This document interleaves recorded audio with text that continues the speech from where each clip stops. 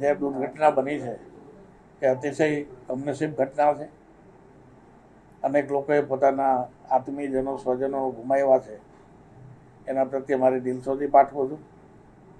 અને આવી દુર્ઘટના ફરીથી ન બને એના માટે સરકાર સતર્ક થઈ છે. સતર્ક થઈને એક ઉચ્ચ કક્ષાની સીટની રચના પણ કરી દીધી છે.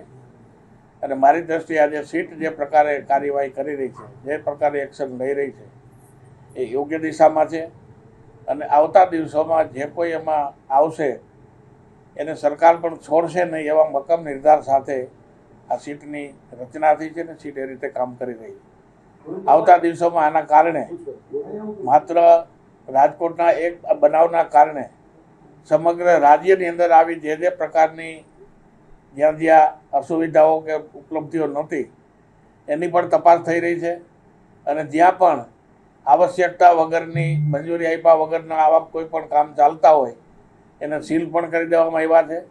અને અનેક જગ્યાએ ફાયર એનઓસી અને બાકીના સાધનોની જે વ્યવસ્થા નથી એમને પણ નોટિસો આપીને કાર્યવાહી શરૂ થઈ ગઈ છે.